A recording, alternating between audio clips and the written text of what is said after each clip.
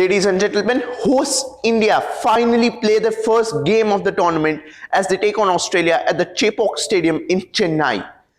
I am your host Erishe Solai, and these are your experts Parth Pandya and Sakshi Jain, and we'll tell you all you need to know about this thrilling encounter between the men in blue and the Aussies at the ICC Men's World Cup. So, talking about the current status of the tournament, the points table, there have been 4 matches that have been played. What is the situation of the points table according to you?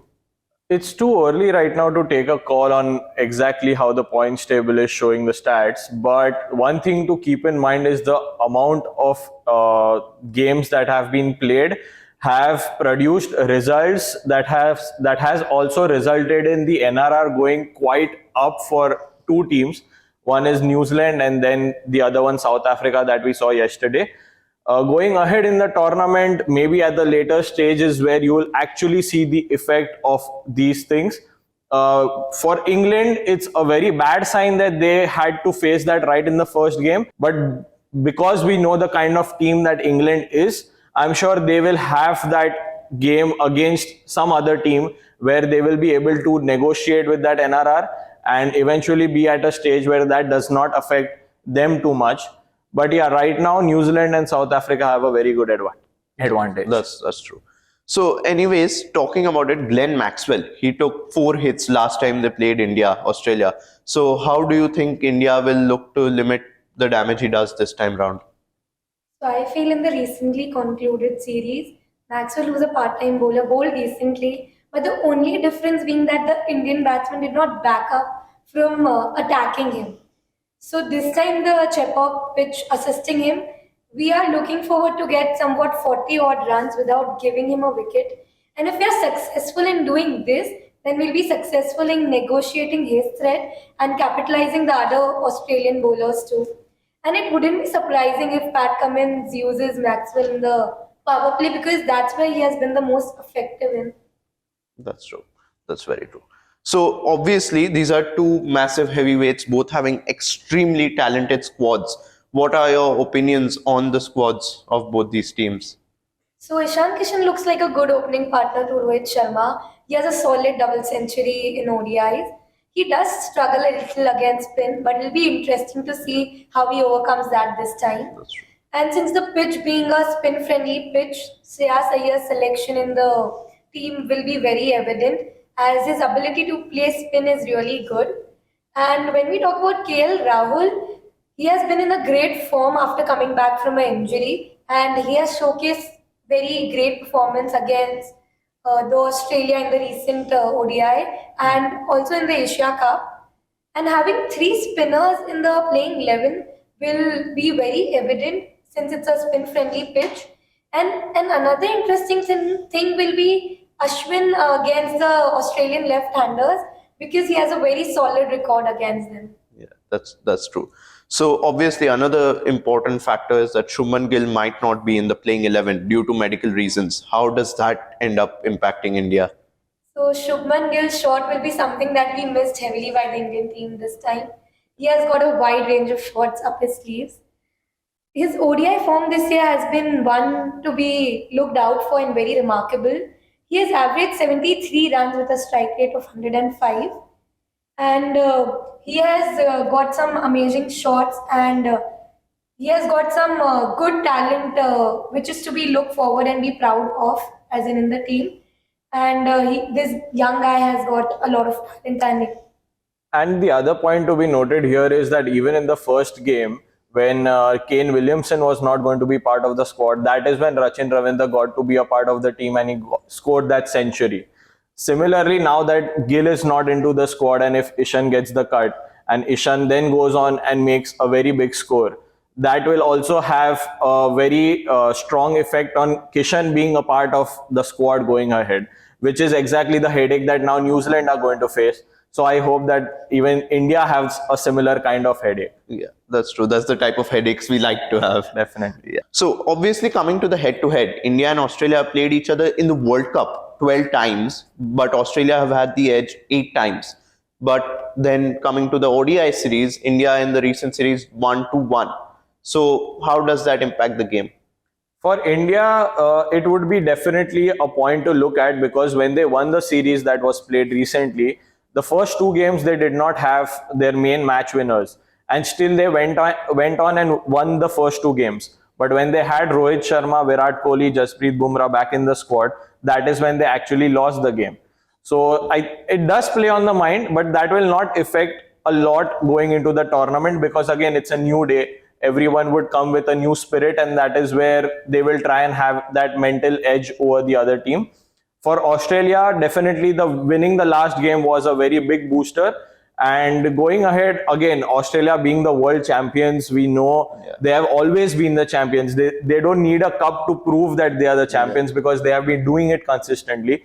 So Australia will always have that edge over any other team going into any major tournament. That's true.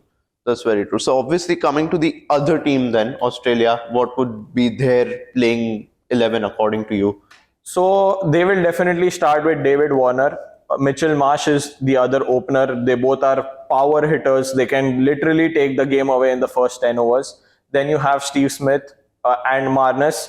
Those players are they are the worst nightmare of any bowler, because if they are there on the crease, they can literally stay there till the end, and they can take the game away with their singles, doubles, and the kind of strokes that they play.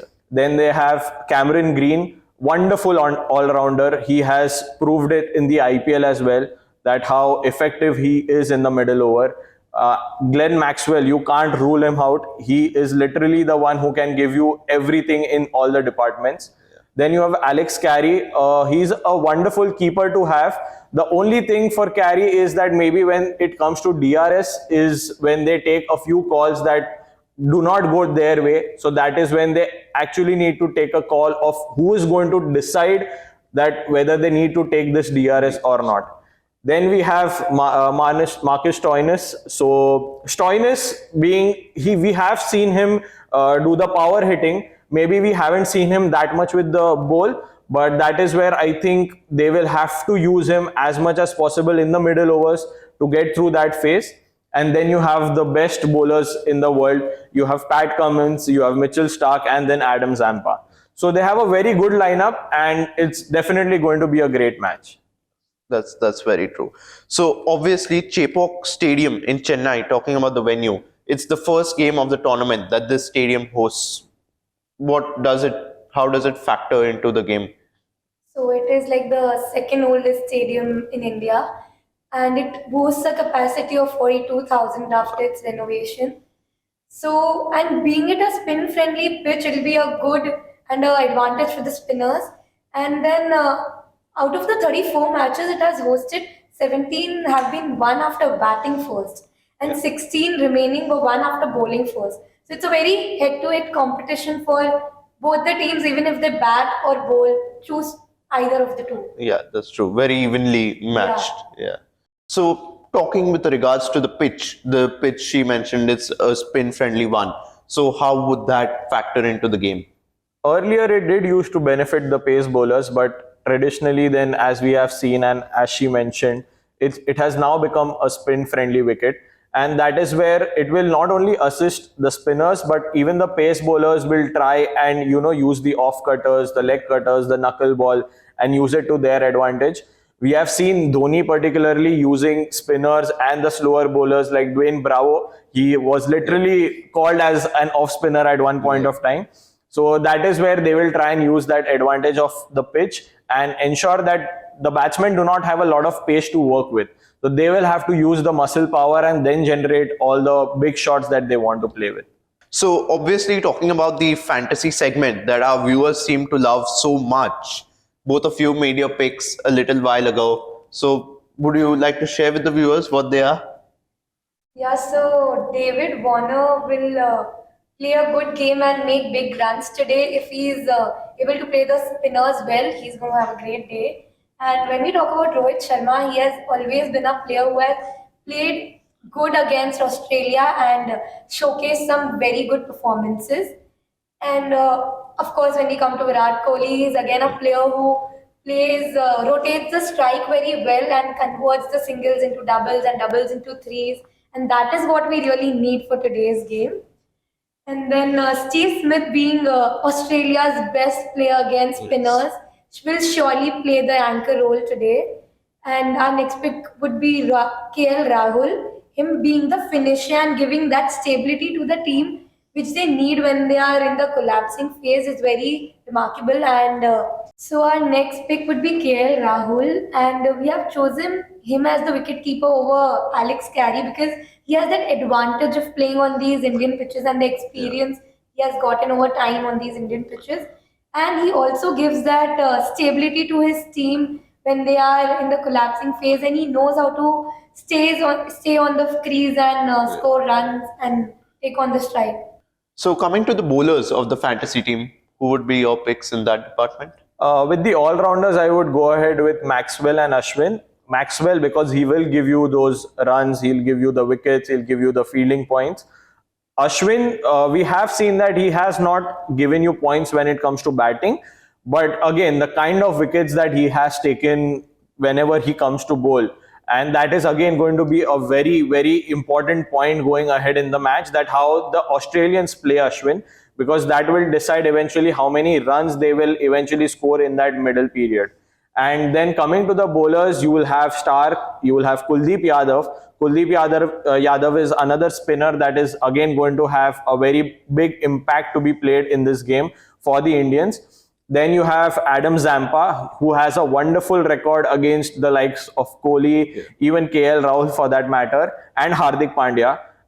Even though Hardik Pandya has tried and got the better of Adam Zampa at times, but again Adam Zampa has bounced back, so he will again be a very impactful player. And then we have the boom Bumrah. You just cannot leave that player out of any squad. He will give you the wickets at the beginning, in the middle overs if he's called to bowl again, and then in the death. He's probably the best death bowler we have. That's very true. So also you mentioned the fantasy team, but there are a few key players in the actual squad. Do you highlight some to be very important? So the key players for the Indian team would be Ashwin, Rohit Sharma and Virat Kohli. Ashwin because he is playing on his home ground and he'll of course showcase a good performance. And then Virat Kohli because he has a very good average against Australia. And then Rohit because he has the most number of sixes against the Australian bowlers. And when we look at Australia, I think we will have Zampa and Maxwell will be the key players. And again, Steve Smith's ODI record against India is something to look out for. Okay. 1, 2, 3. And the key players for Australia are definitely going to be Zampa and Maxwell. And you cannot leave Steve Smith out because he has the best ODI average against India. So his ODI stats against India is something that any other player would like to have. And because he has played a lot in the Indian conditions as well, that is why he'll have that key advantage over any other player. That's true. So we talked about the key players, but there's also going to be a few key battles on the pitch. So any battles that you would specifically highlight? So the first battle, definitely it's going to be Warner versus Ashwin. We did see that in the recently played ODI series where Ashwin was trying to do everything to get Warner out, and then Warner eventually turned right-handed, and then he negotiated with the first ball that Ashwin did, the arm ball, and that was swept away for 4 as a right-hander. So that is something that will definitely play on Ashwin's mind when he comes to bowl, and that will be a key battle. But also it's important to note that Ashwin will not only have to negotiate with Warner, but it's also going to be a key battle between Ashwin and Smith and Ashwin versus Marnus. In the test series that we played against Australia in Australia, we saw how Ashwin had played a very impactful role against Steve Smith. Steve Smith literally had no answers to the spin attack also that we had when we towed them. And also another key battle is Ashwin versus Marnus. We saw that in the ODI series right now, that how exactly Ashwin literally went outside of the crease with that arm ball and he got the off stump of Marnus. So that is something that Marnus will definitely have in his mind. So these are the key things that Ashwin will have to tackle with, key players that he will have to tackle with. Any other key battles that you would highlight?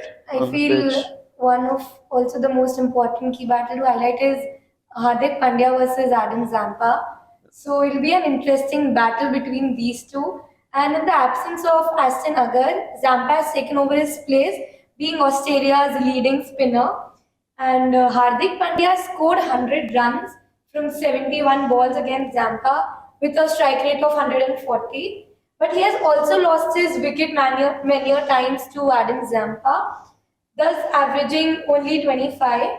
It's a clear statement that Hardik will go for runs against him tomorrow, but might also have to look forward and be careful against him.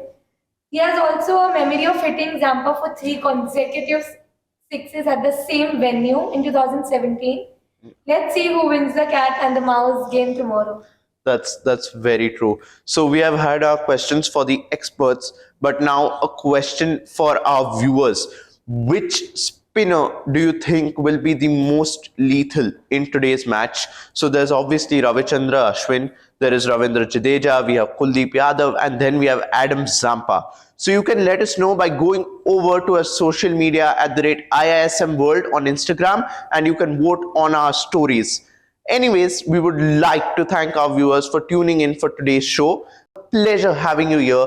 This has been me, Erishe Solai, your experts Parth Pandya and Sakshi Jain. And you can see us next time for the match of India versus Afghanistan. Thank you.